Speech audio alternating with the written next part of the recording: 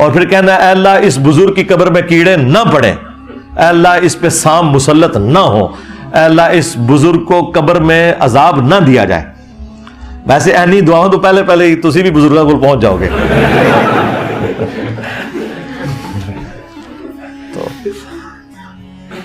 تو ظاہر ہے یہ تو پھر نہ جانے والی بات ہوئی نا. تو اس شرط کے ساتھ میں نے کہا تھا کیونکہ آپ وہاں اعلان حق بلند کرنے کے لیے جا رہے ہوں گے تو آپ جائیں.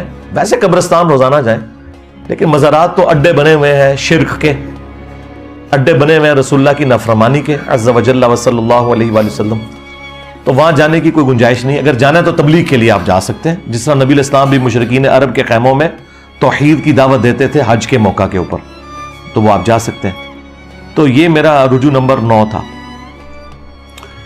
اور رجوع نمبر 10 جو میں نے بڑی مشکل سے کیا، جو میرے لیے بڑی تکلیف دہ چیز تھی، لیکن بہرحال ظاہر ہے کہ جب بہت زیادہ اختلاف کھڑا ہوتا ہے تو پھر آپ کو اس کے اوپر رجوع کرنا پڑتا ہے. وہ آلموسٹ 8 سے 4 سال پہلے میں نے یا 3 سال پہلے کیا، اور وہ تھا حضرت معاویہ رضی اللہ تعالیٰ عنہ کی غلطی کو اجتہادی غلطی کہنا. اس سے میں نے رجوع کیا کہ ان کی غلطی اجتہادی نہیں تھی بلکہ وہ جان بوجھ کر تھی، اور احادیث اور آیات اسی پر گواہ ہے کہ ان کی غلطی کو کسی صورت اجتہادی نہیں کہا جا سکتا. زیادہ سے زیادہ ان کی غلطی اجتہادی قتل عمار سے پہلے کنسیڈر ہو سکتی ہے. قتل عمار کے بعد جب ان کے اپنے ساتھیوں میں سے بھی کئی لوگوں نے توبہ کر لی اور انہیں آ کے سمجھایا، اس کے باوجود وہ اپنی غلطی پر اڑے رہے، اب اسے اجتہادی نہیں کہا جا سکتا. اور اس پہ میرا تفرد نہیں ہے. جو آج ٹھیکیدار بنے ہوئے نا سنیت کے، ان کے بڑے بابوں نے یہ لکھا ہوا ہے، اور یہ کتنے منافق ہیں عملاً کہ ان بابوں کا نام بغیر وضو کے نہیں لیتے اور میرا نام بغیر لانتوں کے نہیں لیتے. تو جڑے بڑھو نہ انہیں بابے نو پڑھو اور کہو کہ او رافضی سن. وہ اگر رافضی ہیں تو ان کی اپنی سنیت فارغ ہو جائے گی. تو آلموسٹ 3-4 سال پہلے آپ کو پتا ہے کہ ایک شیعہ کے جلوس کے اندر حضرت معاویہ رضی اللہ تعالیٰ عنہ پہ لعنت کی، جس کو میں نے کنڈیم کیا، اور اس کانٹیکسٹ میں میں نے ایک تفصیلی ویڈیو بھی ریکارڈ کروائی تھی کہ صحابہ کرام کو گالی دینا حرام ہے. اس میں میں نے سب و شتم والی ساری روایتیں ڈسکس کی. اور ایک اور ویڈیو اسی دوران میں نے ریکارڈ کرائی جس میں میں نے اجتہادی غلطی والے معاملے میں رجوع کیا، اور اس کا عنوان تھا حضرت معاویہ رضی اللہ تعالیٰ عنہ 15 اہل سنت کے اماموں کے اقوال کی روشنی میں. یہ میری بہترین ویڈیوز میں سے، جس میں نے پرانے سارے بزرگوں کے اقوال اس حوالے سے بتائے، اور ان میں نے ان کے حنفیوں کے بڑے بزرگوں کا حوالہ بھی دیا تھا. ملا علی قاری کا. ملا علی قاری 1014 ہجری میں فوت ہوئے. ان سے بڑا کوئی حنفیوں کا امام نہیں ہے. یہ چند بڑے اماموں میں سے ہیں امام حنیفہ کے بعد اس امت میں جن کے اوپر پوری حنفیت کھڑی ہوئی ہے. اور یہ کوئی لوکل امام نہیں ہے. ملا سے مراد آپ ملا عمر کی کوئی رشتہ داری نہ سمجھیے گا. یہ ملا علی قاری پوری دنیا میں اتھارٹی مانا جاتا ہے حنفیوں کے ہاں، کیونکہ اس نے مشکات المصابی کی شرح لکھی مرقہ، اور اس شرح میں چونکہ مشکات المصابی تو احادیث کا مجموعہ ہے اور پوری فقہ حنفی کی موت ہے حدیثیں ڈسکس کرنا، تو اسے ایک شرح لکھنی پڑی فقہ حنفی کو ثابت کرنے کے لیے حدیثوں کے خلاف. تو کوئی بڑا بندہ ہی چاہیے تھا نا جو ہر حدیث کو کاؤنٹر کر کے کہتا نہیں ہمارا امام صحیح کہہ رہا ہے، یہ حدیث غلط ہے. تو اس کے لیے ایک امام لانچ ہوا ملا علی قاری، جو بریلویوں اور دیوبندیوں کے امام اور حنفیوں کے بڑے امام، اور بریلوی دیوبندی کی تقسیم سے پہلے کے ہیں. وہ ملا علی قاری نے مرقہ لکھی، اور اس میں جب حدیث آئی نا 5878 قتل عمار والی حدیث، تو اس میں انہوں نے کچھ جملے لکھے، اور اب یہ اردو ترجمے کے ساتھ تو اب انہوں نے شائع کیے دیوبندیوں نے. میں تو بہت پہلے اپنے پمفلٹ کربلا بارے میں اسے ڈال چکا تھا. انہوں نے جو جملے لکھے ہیں نا، میری ویڈیوز تو اس کے سامنے شائع کوئی نہیں. انہوں نے پہلا جملہ لکھا اس میں کہ حضرت معاویہ پر واجب تھا کہ وہ خلیفہ وقت علی ابن ابی طالب کی بیعت کر لیتے. یعنی انہوں نے واجبیت کا ترک کیا. جو مسلم میں آتا ہے جو بغیر امام کے بیعت کے مرا وہ جاہلیت کی موت مرا. وہ ساری حدیثوں کے حوالے سے انہوں نے کہا کہ ان پہ واجب تھا کہ اپنے امام کو پہچانتے. نمبر 2، دنیا کی منفعت کے لیے خلافت کے حصول کے لیے اپنی خواہش کو ترک کر دیتے ہیں. یعنی انہوں نے کہا کہ یہ جو حضرت علی کے خلاف وہ لڑے، وہ کوئی قصاص عثمان کا چکر نہیں تھا، بلکہ وہ خود خلیفہ بننا چاہتے تھے. دیکھ لو، یعنی ایک بندہ اندر تک وڑ گیا ہے، وہ دل دیکھ اور فتوا لگا رہا ہے. اچھا، نمبر 3، وہ باطن میں باغی تھے لیکن ظاہراً خون عثمان کو انہوں نے اپنی ڈھال بنایا ہوا تھا لوگوں کو دکھانے کے لیے. اے بھی نام لکھا ہے، جیسے یہاں پہ پولیٹیشنز کرتے ہیں نا، سامنے کوئی اور ریزن رکھتے ہیں اور پیچھے کچھ اور ہوتا ہے. تو انہوں نے کہا کہ اندر سے وہ باغی تھے، وہ حضرت علی کو خلیفہ ہی نہیں ماننا چاہتے تھے. پبلک کی آنکھوں میں دھول جھونکنے کے لیے انہوں نے حضرت عثمان کی شہادت اور قصاص کو اپنی ڈھال بنایا ہوا تھا لوگوں کو دکھانے کے لیے. آپ ذرا یہ جملوں کے اوپر غور کریں. نمبر 4، انہوں نے کہا کہ قتل عمار والی حدیث تقتلہ الفئۃ الباغیہ 2812 2812 ہاں 2812 یہ میری بوتل ہوتے لکھے ہے. اچھا، قتل عمار والی حدیث حضرت معاویہ کی چھپی ہوئی بغاوت کو ظاہر کر دیتی ہے.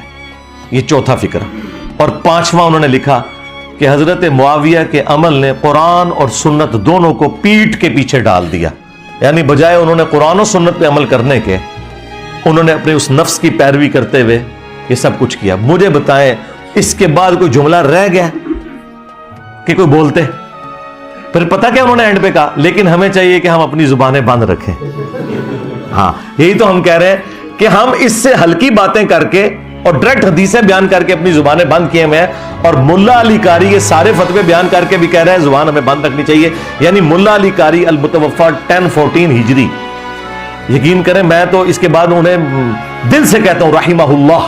ہاں انہوں نے بتا دیا کہ یہ سارا اختلاف کرنا کوئی رافضیت نہیں ہے.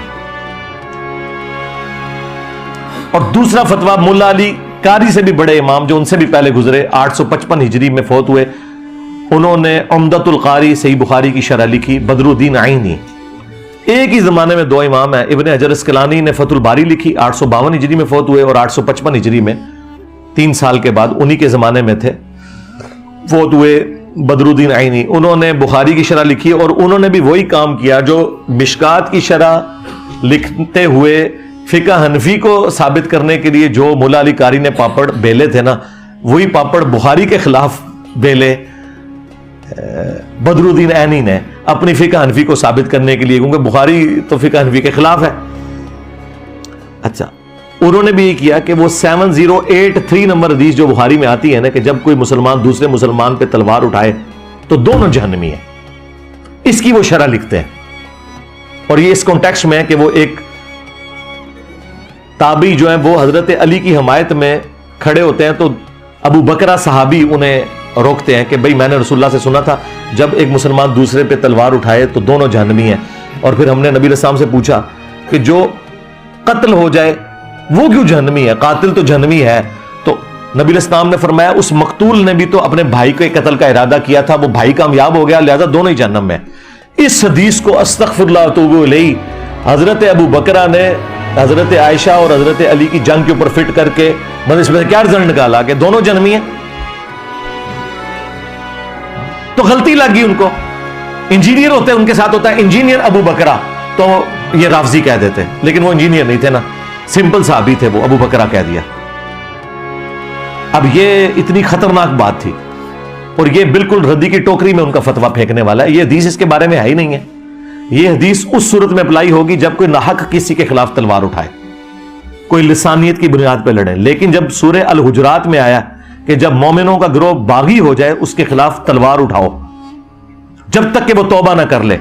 اسی کے تحت حضرت علی نے جنگ جمل صفین اور نہروان لڑی تھی. حضرت علی سے زیادہ کوئی قرآن نہیں جانتا تھا. یہ حدیث حضرت علی پہ نہیں فٹ ہوتی تھی نہ حضرت عائشہ پہ. حضرت علی نے جنگ بالکل حق کے اوپر کی. اس کے اوپر خیر میں الگ سے کئی ایک ویڈیوز میری ریکارڈڈ ہے. بہرحال یہ جو حدیث ہے نا 7083 اس کے کانٹیکسٹ میں بدر الدین عینی نے لکھا کہ علامہ کرمانی تو کہتے ہیں کہ حضرت معاویہ کو 1 اجر ملے گا اور حضرت علی کو 2 اجر ملیں گے، کیونکہ حضرت علی حق پہ تھے اور دونوں مجتہد تھے. تو بدر الدین عینی پتہ کیا لکھتے ہیں؟ وہ کہتے ہیں میں کہتا ہوں کہ حضرت معاویہ کو 1 اجر کیسے ملے گا جبکہ ان تک قتل عمار والی حدیث پہنچ چکی تھی. سرکار 2812 سارے نے گاٹے فٹ ہوئی جے. دیکھ لو ملا علی قاری متاثر ہوا 2812 تو تائیں انہیں کیا نا 5878 نمبر حدیث. اچھا بدر الدین اینی بھی کہنا بھی 2812 آ گئی ہے ہوں بھابیاں دی گل اسی کیوں بنی ہے. ہاں یہ 2812 ایویں نہیں بوتل اتنے لکھی ہوئی ہے. دوسرا تھلے لکھا ہے فرقوں کی دکانیں بند, the damage has been done, ایویں لکھا ہے. اچھا تو کہتے ہیں یہ کیسے ہو گیا کہ جب قتل عمار والی حدیث موجود ہے اس کے بعد آپ کہیں کہ جی ان کو 1 اجر ملے گا. پھر اینڈ پہ انہوں نے جملہ بڑا سخت بولا. انہوں نے کہا کہ کیا حضرت معاویہ اس پہ راضی نہیں کہ اللہ تعالیٰ انہیں چھوڑ دے برابر, بجائے اس کے کہ انہیں 1 اجر بھی ملے. اللہ تعالیٰ انہیں اگر بخش دینا ان کے لیے یہی لائف ٹائم اچیومنٹ ہے, اجر تو چھڑ دو. اچھا اب چونکہ وہ انجینئر بدر الدین اینی نہیں تھا لہذا وہ رافضی نہیں ہوا. سمجھ رہی ہے آپ کو بات کی؟ اور یہ بات بالکل بدر الدین اینی کی درست ہے کیونکہ یہ حدیث غلط فٹ کر رہے ہیں. بخاری مسلم میں حدیث ہے اگر حکمران وقت اجتہاد کرے, صحیح اجتہاد کرے تو 2 اجر ہیں, غلط اجتہاد کرے تو 1 اجر.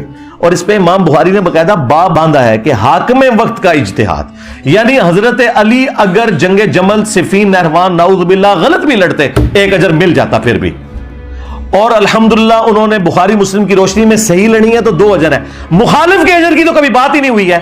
یعنی خلیفہ راشد کا باغی اور ان کے خلاف کھڑے ہونے والا شخص مجتہد کیسے ہو سکتا ہے؟ تو ٹھیک ہے پھر کہو کہ حضرت عثمان کے مخالفین جو تھے وہ جو صحابہ تھے وہ بھی مجتہد تھے, جو منکرین زکات حضرت ابوبکر کے خلاف کھڑے ہوئے وہ مجتہد تھے. اللہ رسول آخرت کو تو مانتے تھے نا, صرف وہ کہتے تھے کہ ہم زکات نہیں دیں گے. اس طرح مطلب رزلٹ نکالے جاتے ہیں. صرف حضرت علی کی باری آتی ہے تو یہ لوگ جو ہے وہ ٹامک ٹوئیاں کرنا شروع کر دیتے ہیں. تو دیکھیں پھر اللہ نے کتنی بڑی بلا ان کے اوپر چھوڑی ہے, نہ پچھلے چڈے نہ اگلے چڈے. ہاں علی کے جیسا ہے ہی کوئی نہیں, بنو امیہ تھے شے ہی کوئی نہیں.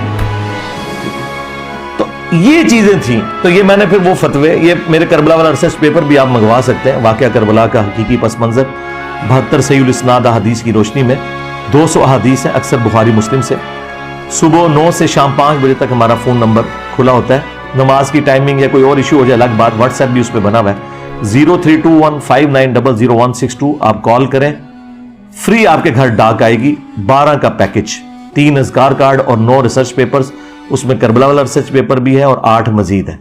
صرف آپ کو ٹی سی ایس کا 500 روپیہ خرچہ دینا ہے, آپ کے گھر یہ فری جائے گا. ہم لاکھوں بانٹ چکے ہیں اللہ کے فضل سے, کوئی مسئلہ نہیں ہوتا. میں مسلح اٹھاتا ہوں, نیچے سے سونے کی ایک ڈلی نکالی, عثمان بھائی کو دیتا ہوں, جا کے بیچتے ہیں, پھر 1,85,20 چھپوا لینا. کوئی مسئلہ ہی نہیں. تو فری جاتا ہے. اور یہاں پہ جتنے لوگ آ رہے ہیں پچھلے آلموسٹ 10-12 سال سے اللہ کے فضل سے سب کو ہم ریسرچ پیپرز فری دیتے ہیں. آپ لوگوں کو بھی اینڈ میں مل جائیں گے انشاءاللہ تعالی. تو وہ آپ منگوا کے پڑھیں. تو اس میں نے یہ ساری چیزیں ایک مینیجیبل فارم میں جمع کی ہوئی ہیں. باقی میرے کئی ایک جو لیکچرز ہیں وہ اس کے اوپر گواہ ہیں. بہرحال اس کی برکت سے یہ ہو گیا کہ یہ میں نے سارے رجوع ایک جگہ جمع کر دیے جو عقائد اور نظریات کے اعتبار سے تھے. باقی میں نے آپ کو کہا کہ کسی روایت کے حوالے سے کوئی حکم ہے تو اس کے اوپر پھر یہی ہے کہ چونکہ اوریجنل ڈاکٹرن میری نہیں بدلتی تو میں کسی روایت کے حوالے سے کوئی بات کر دوں تو اس سے کوئی فرق نہیں پڑتا. اوریجنل ڈاکٹرن اپنی جگہ پہ موجود ہے اور اس کی میں نے مثال آپ کو شروع میں بھی دے دی. اور بھی کئی ایک مثالیں موجود ہیں, وہ آپ کو ویڈیو سے پتہ چل جائیں گی. بہرحال اللہ کا شکر ہے کہ یہ میرے ایک ذمہ قرض تھا جو میں نے اپنی زندگی میں اتار کے اس کو ویڈیو ریکارڈنگ میں لے آیا ہوں تاکہ آپ کو ادھر ادھر بھاگنا نہ پڑے. کوئی کہ جی دسو جی انجینئر صاحب نے کتنے رجوع کیا جی اس گال تو وہ آپ یہ ایک ہی ویڈیو, اس کا ہم اردو میں بھی ٹائٹل رکھ دیں گے انجینئر کے 10 رجوع یا جو بھی ایک آپٹیمل اس وقت اردو میں بنے گا وہ انشاءاللہ ہم رکھ دیں گے تاکہ آپ کو اس حوالے سے آسانی ہو جائے. ہمارا جو آج کا پبلک سیشن نمبر 94 ہے بمطابق 14 مئی 2023, اللہ کے فضل سے یہ بھی ریکارڈنگ ہوگی. صلو علی محمد و آل محمد, اللہم صلی علی محمد وعلی آل محمد و اصحاب محمد و ازواج محمد و امت محمد اجمعین الی یوم الدین, آمین.